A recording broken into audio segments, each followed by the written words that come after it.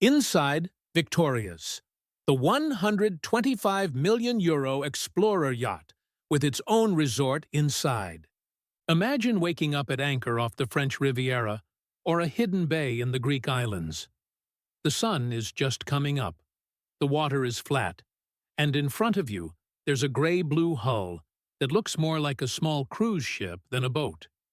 Huge bow, helipad up front, 6 full decks stacked above the waterline, and, down low near the stern, a glow of light coming from what looks suspiciously like a private resort built into the back of the ship. That is Victorious, an 85-meter Explorer superyacht built in Turkey by AKYacht and delivered in 2021. Victorious is one of those rare yachts that really does try to do everything at once. On the outside, she looks tough and capable, a world-cruising expedition machine. On the inside, she feels like a 5-star hotel, a beach club, a spa, a cinema, and a private club stacked on top of each other.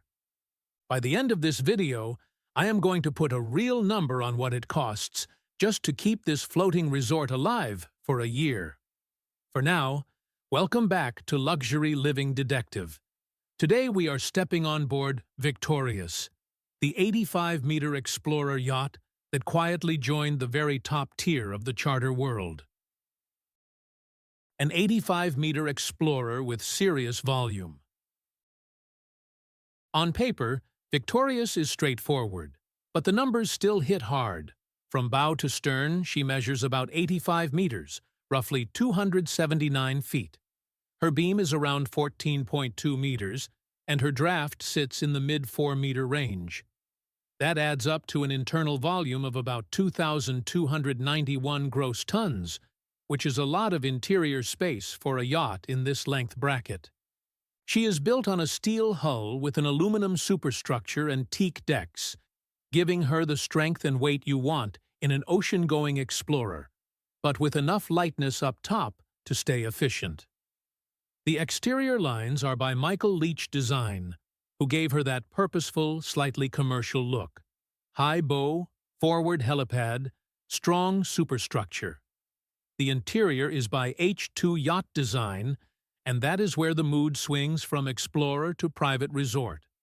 Victorious carries up to 24 guests in 12 staterooms, depending on how she is configured, with a crew in the low to mid-20s. That is a serious staff count, more than enough to make sure every guest has near-hotel-level service and the yacht can run like a small ship instead of a big toy. Power, range, and real Explorer credentials. Under the surface, Victorious is designed to go far, not just look good at anchor.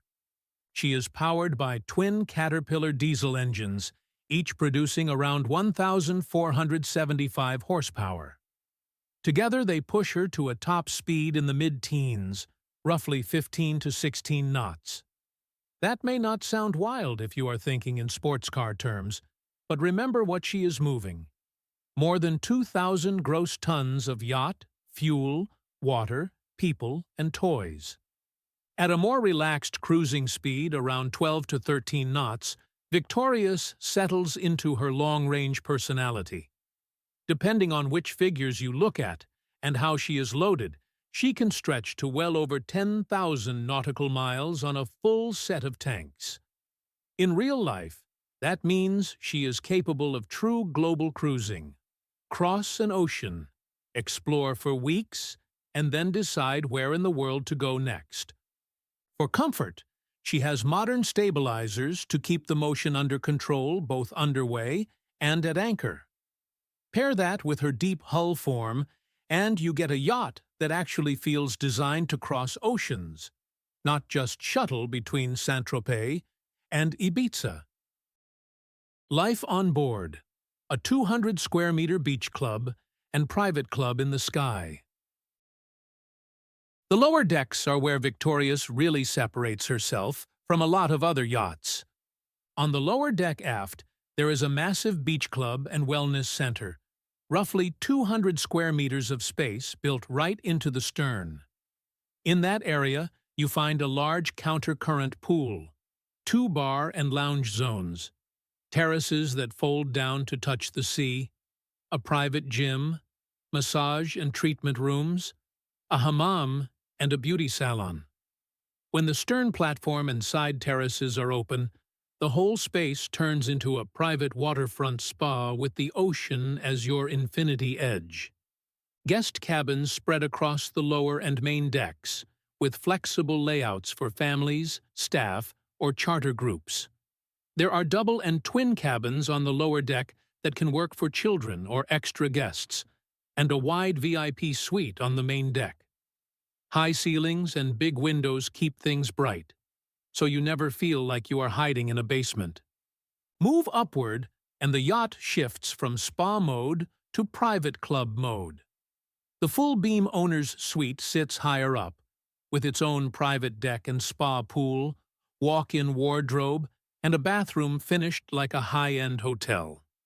Above that, on the top decks, Victorious gives you one of her most distinctive spaces. A gentleman's lounge with a real fireplace, wine cellar, humidor, and deep armchairs. It is the kind of place where you can picture late-night cigars, quiet conversations, and live music.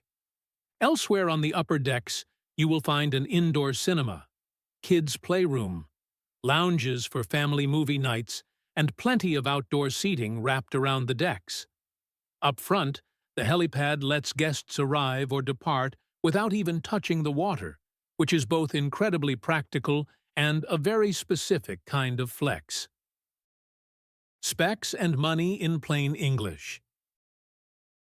If you zoom out, Victorious is an 85-meter steel-hulled explorer yacht with a 14-plus-meter beam, almost 2,300 gross tons of volume, and 6 full decks. She was delivered in 2021, built in Turkey, with exterior design by Michael Leach and interiors by H2 Yacht Design.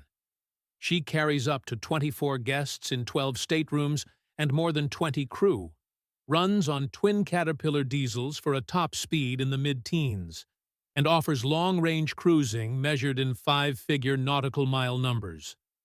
On the money side, public asking prices for Victorious have sat in the neighborhood of 125 million euros, which translates to something close to $135 million, depending on exchange rates. That is the headline. The deeper story is what it costs to keep a yacht like this fully crewed, perfectly maintained, and ready to move. In the superyacht world, there is a simple rule of thumb. Expect to spend around 10% of the yacht's value every year on running costs. Apply that to a yacht in the $130 million band, and you are looking at something like $13 million per year just to keep Victorious alive as a functioning, ready-to-sail resort. Break that down, and it gets more intense. If the owner actually spends 60 to 70 days a year on board, which is already generous for that level of wealth, that annual budget turns into well over $180,000 per active day. Narrow it further, and you are staring at a 5-figure burn rate for every hour the yacht is lit, cooled, staffed, and stocked. For charter clients, weekly rates hover around the $1 million mark once you convert from euros and add expenses. So even if you only rent Victorious for a week, you are still playing at a level where one vacation equals a house. Victorious versus the rest of the fleet. Victorious does not try to outstat monsters like Dilbar or Eclipse on pure length. Instead, she plays a smarter game in the 80-plus meter class. She is big enough to offer everything. A huge beach club, multiple pools, a full-size wellness center, cinema, children's areas, helipad, and private owner's world. But she is still compact enough to get into many of the world's marquee harbors and anchorages, and capable enough to roam far beyond them when the mood shifts from see and be seen to disappear for a while. What I like most is the split personality. From the dock, Victorious looks like a serious, slightly intimidating explorer. Step inside and you discover warm interiors, soft materials, playful spaces for family and kids, and that spectacular beach club that feels like a boutique resort hidden inside the hull. It is that combination of capability and comfort that really earns the name. Victorious is not just about conquering miles on a chart. She is about winning every hour you actually spend on board. Your turn. Would you go for the beach club or the fireplace first? Now I want to hand it over to you. If you had one fully paid-for week on Victorious, what would your first move be? Would you head straight down to the 200-square-meter beach club and live between the pool and the sea for a day? Take the elevator up to the gentleman's lounge and sit by the fireplace with a glass from the wine cellar? Or stand on the helipad at sunrise and look out at an empty bay, knowing your hotel can simply leave whenever you are ready? Tell me in the comments what you would do first on Victorious and who you would bring with you. I really do read what you write, and your ideas help decide which yachts, jets, mansions, and luxury toys we break down next here on Luxury Living Detective. If this deep dive into Victorious gave you a better feel for how intense and addictive explorer-style luxury can be, tap the like button so YouTube knows you want more videos like this. And if you are new here and you love super yachts, private jets, mega mansions, and real billionaire lifestyles, hit subscribe and turn on notifications so you never miss an upload. If you want to go even deeper and support the channel at the same time, you can join the channel using the Join button and become part of our inner circle of luxury-obsessed viewers. And if this video made you dream bigger or laugh nervously at that 5-figure-per-hour burn rate, you can also use Super Thanks to directly support the channel and help us keep bringing you the wildest stories from the world of ultra-luxury. Thanks for watching Luxury Living Detective. I will see you in the next video, where we unlock another piece of the luxury universe that most people only ever see from far away.